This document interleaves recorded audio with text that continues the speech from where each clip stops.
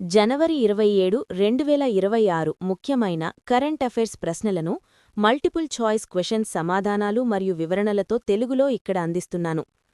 1. 77వ గణతంత్ర దినోత్సవ పరేడ్లో ప్రదర్శించిన ఆపరేషన్ సింధూర్ శకటం దేనిని హైలైట్ చేసింది? ఏ. సరిహద్దు భద్రతా వ్యూహాలు. బి. భారత సాయుధ దళాల సంయుక్త కార్యాచరణ సంసిద్ధత. సి. మహిళా సైనిక శక్తి. డి. అంతరిక్ష రక్షణ సామర్థ్యం. సమాధానం బి. భారత సాయుధ దళాల సంయుక్త కార్యాచరణ సంసిద్ధత. ఇండియన్ ఆర్మీ ప్రదర్శించిన ఈ శకటం 3 దళాల మధ్య సమన్వయం మరియు స్వదేశీ రక్షణ సామర్థ్యాలను ప్రదర్శించింది. 2. భారతదేశంలో బీటింగ్ రిట్రీట్ వేడుక దేనికి సంకేతం? ఏ. స్వాతంత్ర దినోత్సవ ప్రారంభం. బి. గణతంత్ర దినోత్సవ వేడుకల అధికారిక ముగింపు.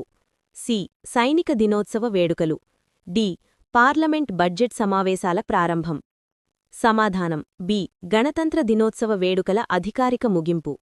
ప్రతి ఏటా జనవరి 29న విజయ్ చౌక్ వద్ద జరిగే ఈ వేడుకతో గణతంత్ర దినోత్సవ సంబరాలు ముగుస్తాయి. 3. 77వ గణతంత్ర వేడుకల్లో రాష్ట్రపతితో కలిసి జాతీయ జెండాను ఆవిష్కరించిన ఫ్లైట్ లెఫ్టినెంట్ ఎవరు? A. Avani Chaturvedi. B. Akshita Dhankar. C. Shivangi Singh. D. Bhawana Kanth. సమాధానం బి. అక్షితా ధన్కర్. ఇండియన్ ఎయిర్ఫోర్స్కు చెందిన అక్షితా ధన్కర్ రాష్ట్రపతి ద్రౌపది ముర్ముతో కలిసి జెండా ఆవిష్కరణలో పాల్గొన్నారు. 4. గణతంత్ర పరేడ్లో 140 మంది పురుషుల సిఆర్పీఎఫ్ బృందానికి నాయకత్వం వహించిన మొదటి మహిళా అధికారి ఎవరు? A. Shweta Singh. B. Simran Bala. C. Manisha Chaudhary. D. Priyanka Jain. సమాధానం బి. సిమ్రన్ బాలా. జమ్మూ కాశ్మీర్లోని రాజౌరీ జిల్లాకు చెందిన సిమ్రన్ బాలా పురుషుల సిఆర్పీఎఫ్ కంటింజెంట్కు నాయకత్వం వహించి చరిత్ర సృష్టించారు. 5. 2026 గణతంత్ర వేడుకల్లో ప్రకాశగంగా పేరుతో శకటాన్ని ప్రదర్శించిన మంత్రిత్వ శాఖ ఏది? ఏ. జలశక్తి మంత్రిత్వ శాఖ. బి. విద్యుత్ మంత్రిత్వ శాఖ. సి. సాంస్కృతిక మంత్రిత్వ శాఖ. డి. రక్షణ మంత్రిత్వ శాఖ. సమాధానం బి. విద్యుత్ మంత్రిత్వ శాఖ. జాతీయ గ్రిడ్ ద్వారా విద్యుత్ ప్రవాహం మరియు స్వచ్ఛ ఇంధన రంగంలో భారత్ సాధించిన ప్రగతిని ఇది ప్రతిబింబించింది. 2026 సంవత్సరానికి గాను అత్యున్నత శాంతికాల శౌర్య పురస్కారం అశోక్ చక్ర ఎవరికి లభించింది? A. Major Ashdeep Singh. B. Group captain Shubhanshu Shukla. C. Group captain Prashant Nair. D. Anil Chauhan. సమాధానం B. Group captain Shubhanshu Shukla. అంతర్జాతీయ అంతరిక్ష కేంద్రానికి వెళ్లిన మొదటి భారతీయుడిగా గుర్తింపు పొందడానికి ఆయనకు ఈ గౌరవం దక్కింది. సుభాష్ చంద్రబోస్ ఆపద ప్రబంధన్ పురస్కారం 2026 వ్యక్తిగత విభాగంకి ఎంపికైనవారు ఎవరు? A. Rajinikanth Sharma. B. Lieutenant colonel Sita Ashok Shelke. C. Sanjeev Sanyal. D. Anil Khanna. సమాధానం B. Lieutenant colonel Sita Ashok Shelke. Kerala Wayanad వరదల సమయంలో ఆమె చేసిన అసాధారణ విపత్తు నిర్వహణ సేవలకుగాను ఈ అవార్డు లభించింది. ఇటీవల పద్మశ్రీ పురస్కారానికి ఎంపికైన భారత మహిళా హాకీ తట్టు గోల్ కీపర్ ఎవరు? ఏ. రాణి రాంపాల్. బి. వందనా కటారియా. సి. సవితా పునియా. డి. నవనీత్ కౌర్. సమాధానం సి. సవితా పునియా. క్రీడారంగంలో ఆమె చేసిన విశేష కృషికిగాను ప్రభుత్వం పద్మశ్రీతో గౌరవించింది. తీరప్రాంత అడవుల పెంపకం ఎఫారెస్టేషన్ కోసం ఇటీవల పద్మశ్రీ పురస్కారం పొందిన 92 ఏళ్ల వృద్ధురాలు ఎవరు? ఏ. సాలుమరద తిమ్మక్క. బి. కొలకేయిల్ దేవకీ అమ్మ. సి. తులసి గౌడ. డి. మేధా పాట్కర్. సమాధానం బి. కొలకేయిల్ దేవకీ అమ్మ. కేరళకు చెందిన ఈమె తీరప్రాంతాల్లో వేల సంఖ్యలో మొక్కలు నాటి పర్యావరణ పరిరక్షణకు తోడ్పడ్డాలు. ఇటీవల ఏ రాష్ట్ర ముఖ్యమంత్రి పీఎం స్వనిధి క్రెడిట్ కార్డును ప్రారంభించారు? A. Telangana. B. Andhra Pradesh. C. Tamil Nadu. D. Karnataka. సమాధానం బి. ఆంధ్రప్రదేశ్.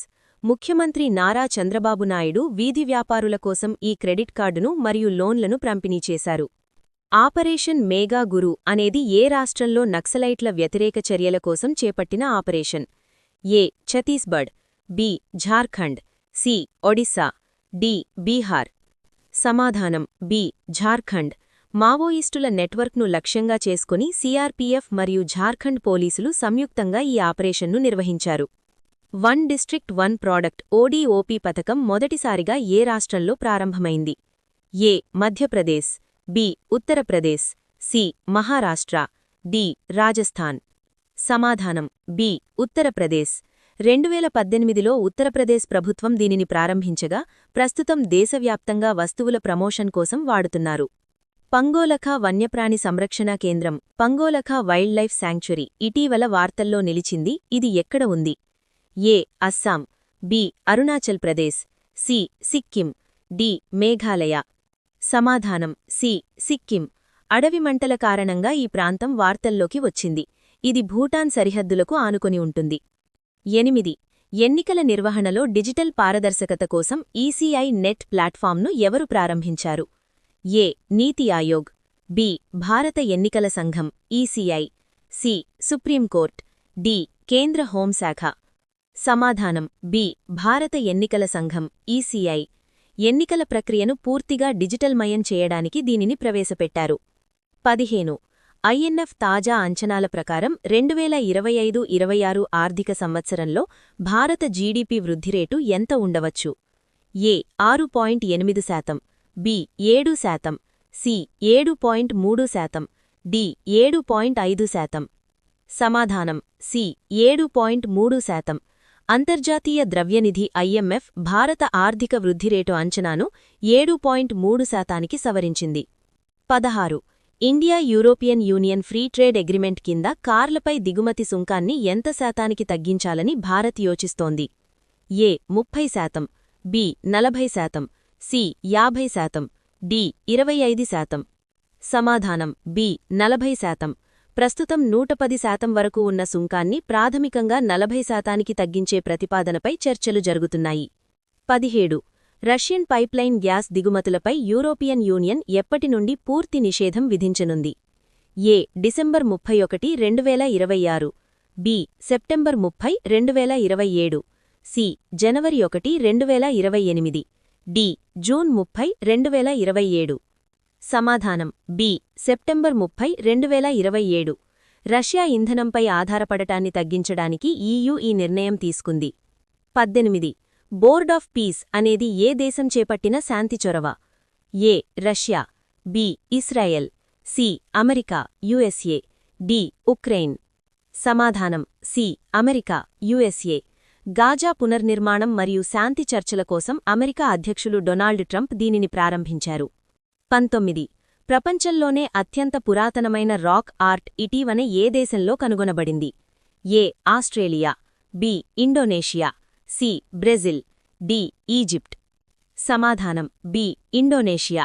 ఇండోనేషియాలోని సులావేసీ ద్వీపంలో సుమారు 51,200 సంవత్సరాల నాటి గుహ చిత్రలేఖనాన్ని కనుగొన్నారు. 20. అంతర్జాతీయ కస్టమ్స్ దినోత్సవం ఇంటర్నేషనల్ కస్టమ్స్ డే ఏ రోజున జరుపుకుంటారు? ఏ. జనవరి 24, బి. జనవరి 25, సి. జనవరి 26, డి. జనవరి 27. సమాధానం సి. జనవరి 26. సరిహద్దు భద్రత మరియు వాణిజ్యంలో కస్టమ్స్ అధికారుల పాత్రను గుర్తించుతో దీనిని నిర్వహిస్తారు. 21. భారతదేశంలో ప్రతి ఏటా జాతీయ బాలికల దినోత్సవం ఎప్పుడు?